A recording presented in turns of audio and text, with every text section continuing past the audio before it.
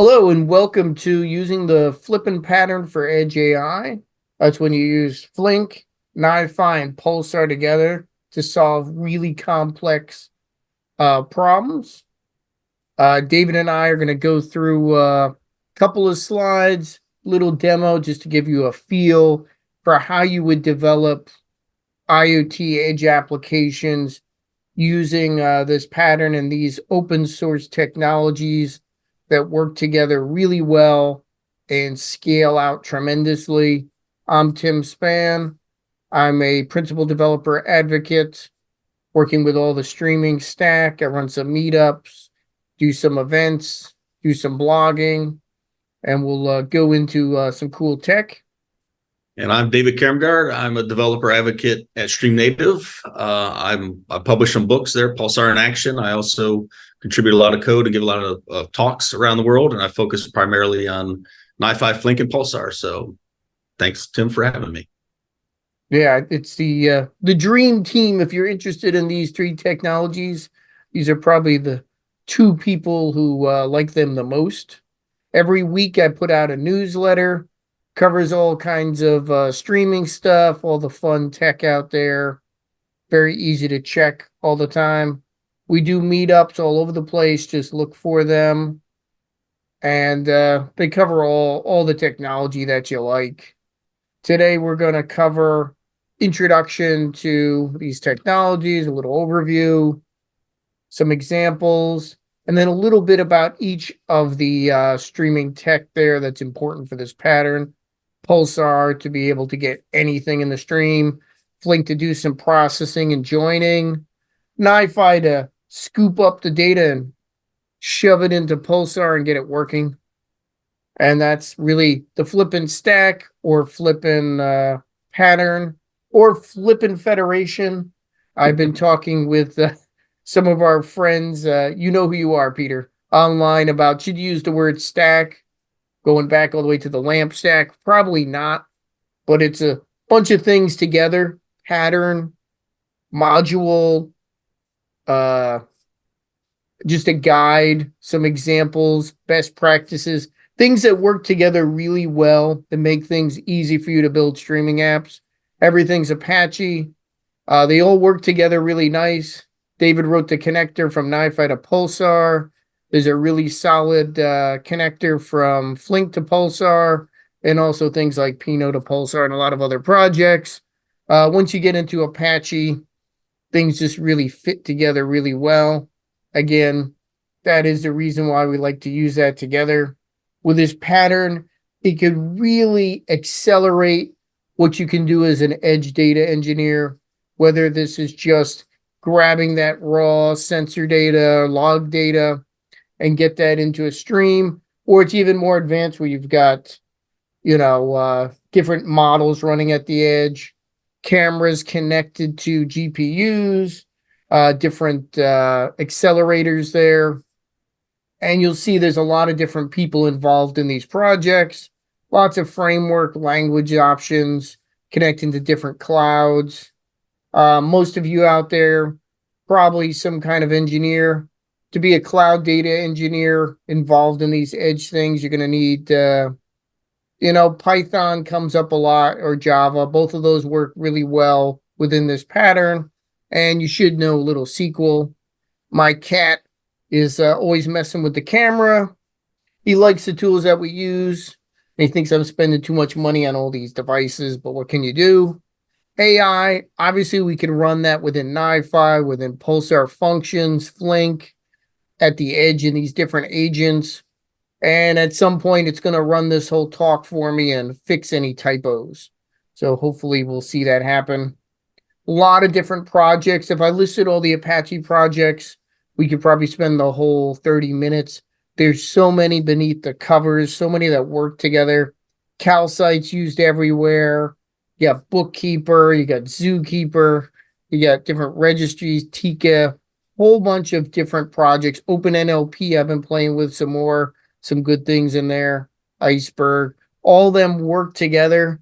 But the main things we need to build these streaming applications that connect from the edge all the way to the cloud or wherever your enterprise is centered, even if it's federated between multiple availability zones, on premise, wherever this is running. Those all connect together. You're probably not running Flink on the edge. You certainly could, especially on one of these Jetson boxes or even one of the beefier ones, but Flink is usually for downstream. Again, not NiFi probably running at the edge, maybe Pulsar, or Pulsar might be up a level. How you decide where you put those connections is a talk for later, and David has a couple of those out there if you want to take a look. But Flink is really nice for taking billions of data points, streaming them together and run real-time things on them. You can also support batch if you need to do some batch things. Sometimes people will join, get things out of a batch source like, say, Kudu or a relational database. You could use that to augment what you're doing within Flink. And I'll show you a little bit of Flink SQL. And it's what's nice is scales as big as you need to go. Scales out really solid. That's the part of the second part of Flink I like. First part is they all work together well. Then you've got this scale out. And then third is with the SQL, it is easy to start, even if this is all running in one Docker, where I've got Flink, NiFi, and Pulsar in one Docker on a laptop. This still can handle all the data engineering I need from a bunch of devices into a final use case of having real-time analytics. Important piece of the puzzle there. And like I said, with that Flink connector, makes it very easy for me to stream the data in from Pulsar, regardless of the mode it's in. Could be in generic Pulsar mode, could be in Kafka mode, and then stream it downstream into a sink when you're done. So do my analytics, which could be as easy as possible in SQL, and then insert the results later, which could be aggregates, which could be summaries, could be windows of data, and do this at whatever scale you want with simple SQL. And I'll show you a little bit of that running in our short talk here. Then next up, I'll let the expert go into Pulsar for you. Thanks, Tim. So yeah, Apache Pulsar sort of fits nicely in that stack, as Tim mentioned. NiFi is the edge device or the edge technology that brings in all the information, but you have a nice place to buffer this information before it gets processed by a Flink sort of processing engine. And Pulsar serves that exact purpose. It can scale up to just one particular use case, 10 petabytes of data per day coming in. So all the data you could ever need coming in a truly elastically scalable platform that integrates nicely with all the open source tools, as Tim mentioned, Spark, Flink, everything else, NiFi. So it's a nice, think of it as an infinite buffer, an infinite state streaming storage that has multiple layers of different protocols on top. So it speaks its own native Pulsar protocol. It also speaks Kafka. It also speaks MQTT. It also speaks RabbitMQ. So it's a great way to bring data in from different sources and put it in a single place and then expose it up to something like Flink for your processing as well. Yeah, it's hard to underestimate something that can run more than 1 million topics, which if you're starting to do this, you'll see why that's a big deal. Yeah, it's actually 10 million now, Tim. I've updated that. 10 million? Yeah, we've done 10 million now. Yeah, it's great. So everybody, why Apache Pulsar? It's everything Kafka can do, but better and more is how I describe it. It came with unified messaging and streaming on day one. So we actually support, queuing semantics, streaming semantics, infinite message retention, tiered storage offloading, capabilities that you still don't have in Kafka, like dead letter queues and scheduling, scheduled message delivery, and multi-protocol support. Easily scalable, no data movement. So when as you add up capacity to your cluster, you don't have to move the data, rebalance free, and 10 million topics, and soon to do 10x that again once we get Oxia fully up and running. That's our Zookeeper replacement. There's been a lot of buzz in the Kafka community around. We finally got rid of Zookeeper, and that's great. We've done a similar process, but we re-architected it entirely to make it more scalable as well. And then georeplication was the first use case. It was built at Yahoo in 2012 to replicate data across, multiple directions of bidirectional mesh, multi-tenancies built in on day one, and then encryption, all the cool goodies you need for a full-featured enterprise system. So it's not just a toy, but it's truly scalable. And you can scan that core decode more and find out more information about why all the different capabilities of Pulsar. Well, 100 million coming. 100 million I coming. hope I don't have 100 million on my next project, but I don't even know how many Kafka clusters you need. You'd have to I have wouldn't quite want a to run that many. but it allows you to do things like a topic per device. So if you have a large number of devices in IoT space, you want to have just their information, no commingle it, you're no longer limited because of the platform to decide how you structure your data. I think that's the big win there. Yeah, So, that's pretty cool. And not just one per device, maybe one per device sensor. Like even my little device I'm running for the demo here has 2 sensors on it. So maybe each one gets its own topic. And then I yep, could join them together with Flink. yep, absolutely. So I don't know if I want to write a sequel that has 10 million topics in it and then join them all. I don't know. That might be a little much. That might be a bit much. There might be a nice way to view it up, though there are ways to aggregate. I mean, that's always the thing. If I put everything in one topic, then I don't have to join, but then there's a whole lot in that one topic, and that could be a bottleneck. If I have a million topics, like if I want to aggregate all those sensors, I could do it in NiFi. I don't know. There you go. That's when you got to balance it. Like, how many topics do I want? I don't know. Yep. No limitations, though. That's the key. You're not. Yeah, whatever makes sense for your architecture, you pick the best. And Flink plus Pulsar is so mature at this point. We're talking 3 or 4 years in, so it's pretty solid. And the Flink versions and the Pulsar versions always incrementing. Everything's getting better. So pretty nice way to connect there. And how do we get data in there? Now, most commonly, you could do it with any kind of code because there's support for Pulsar, support for a lot of different languages. So sometimes I'll just have a Python app at the edge push right into Pulsar. And that could be using the native Pulsar library that installs on all these devices, and I've done it. Or, some of these devices are hard coded to push out MQTT. We can just have Pulsar listen that way. So you got some options, but often I'll have something like NiFi, which is a small NiFi agent running on that device just to make it easier for me to manage what's going on. But one of the reasons why I want NiFi or NiFi is, besides it's easy to work with, and we'll show you that in the demo, it has some features that are really nice for picking up data. If you've ever used any kind of logging agent, they're usually pretty simple. Maybe you're setting up some YAML or XML or JSON, some kind of configuration, but they are designed to run maybe just at the edge. You're not going to have a scalable cluster, not going to have something that guarantees delivery, has built-in back pressure, prioritize queuing, allow you to change the QoS on them, built-in data provenance, hundreds of different controls, lots of different sources, version control, DevOps, all those things you might want with a scalable architecture.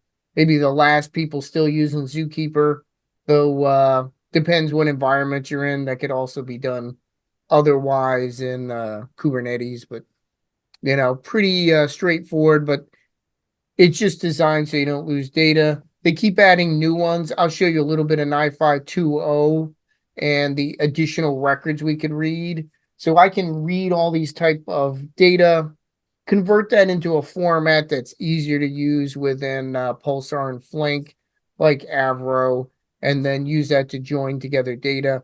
Got a number of articles out there if you're interested in using the different data. This is the one from the demo today, which is the Raspberry Pi 400, which is cool because it's got the keyboard. I don't know why they didn't put a screen with it, but I added a very tiny screen that has my IP on it. You're not too valuable there, but data from the edge, we get that into Pulsar so we can start doing things with it, and a lot of different options there. Mine, for this particular example, is NiFi agent, HTTP into NiFi. NiFi does the cleanup and just gets that into a topic.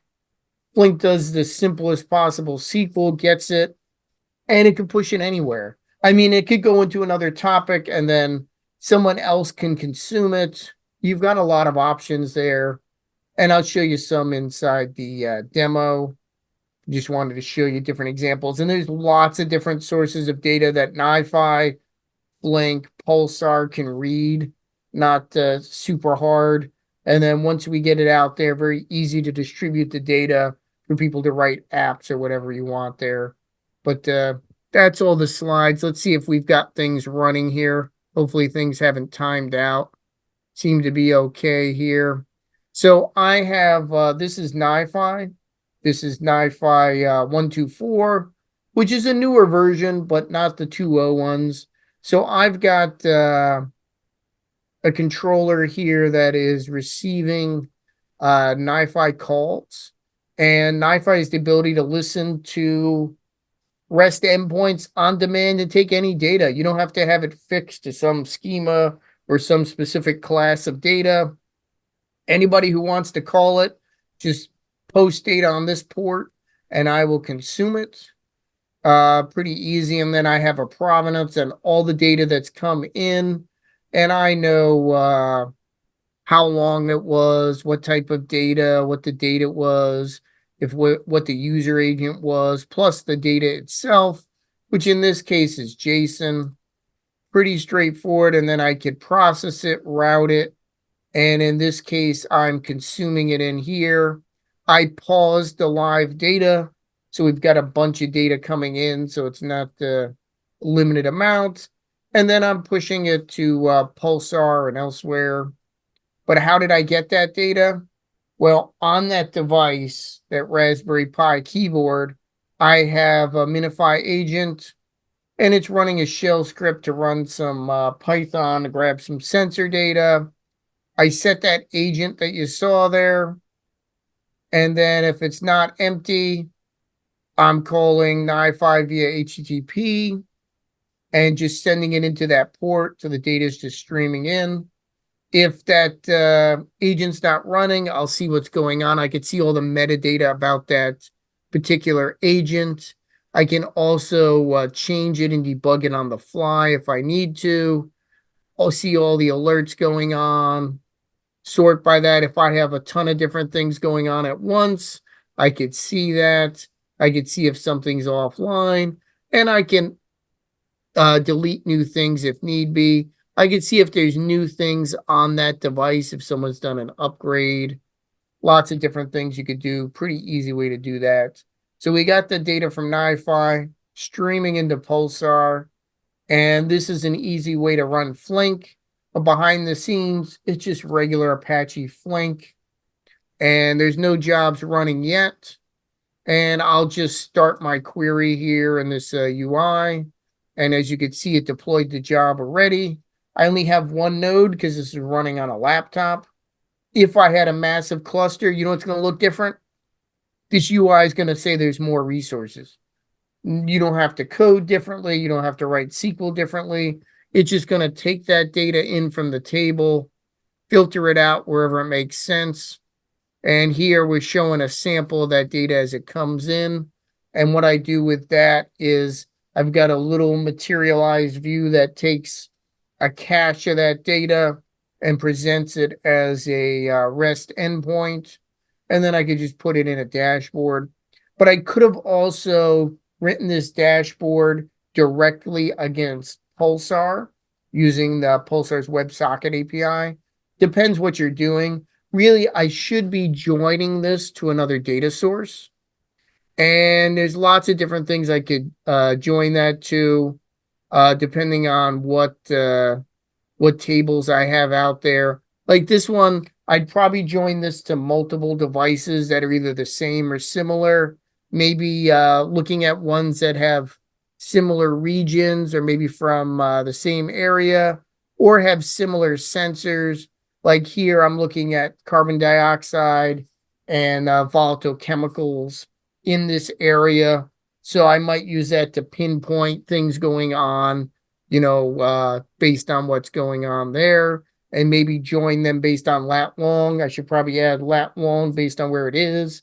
I can add a GPS sensor there, or just manually do it if I know that sensor's not moving. Again, when you're setting up these things, you put them where it makes sense.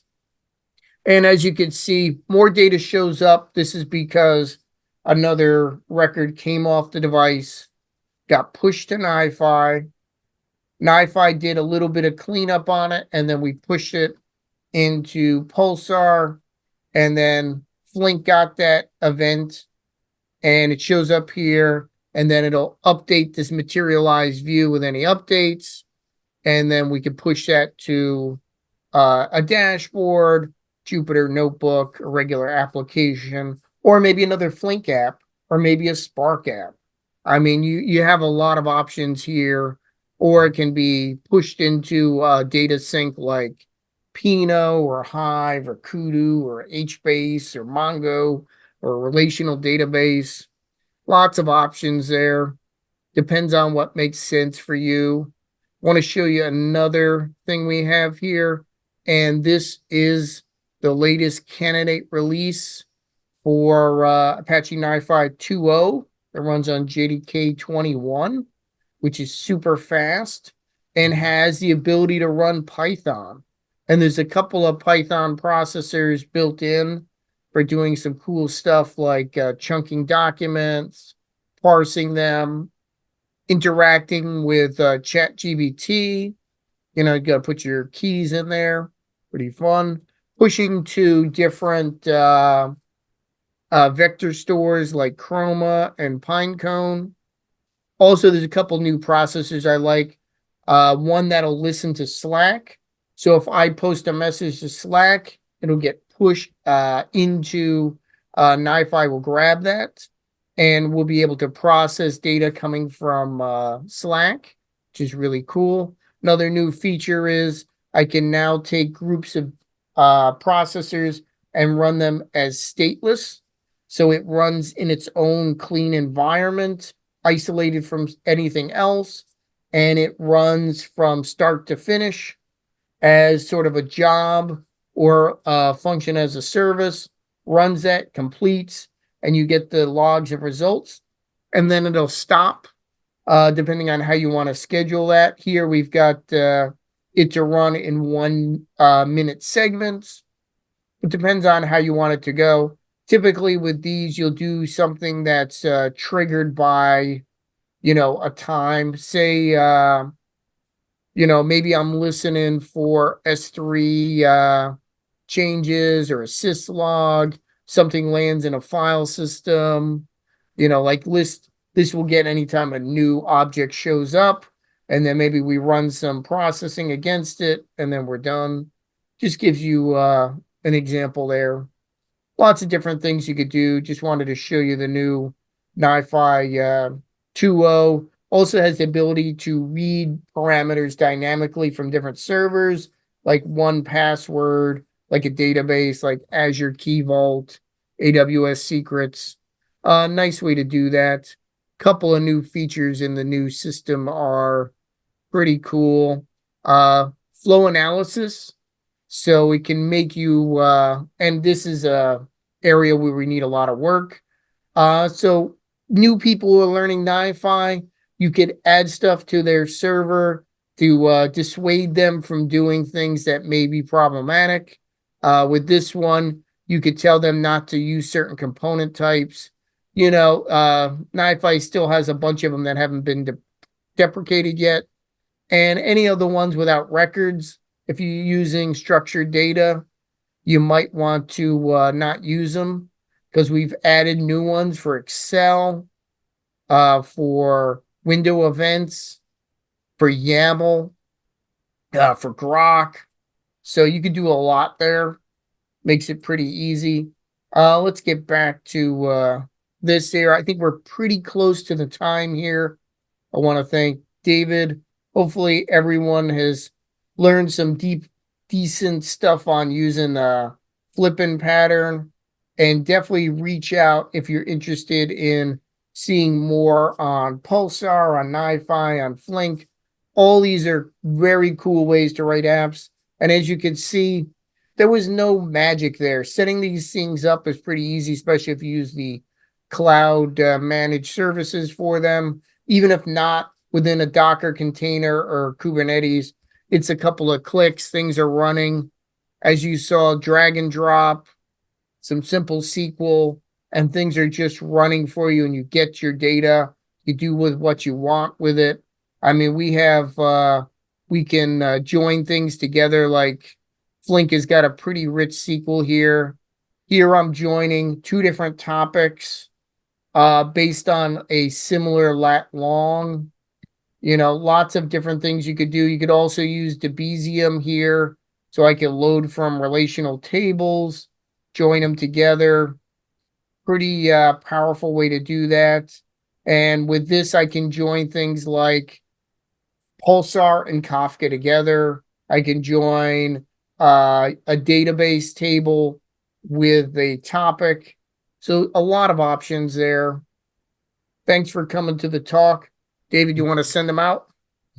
Yep. Thank you, everyone, for attending the talk. Hopefully you have a lot of fun with the Flip and Stack. Thanks, Tim. Thanks, everyone, for attending.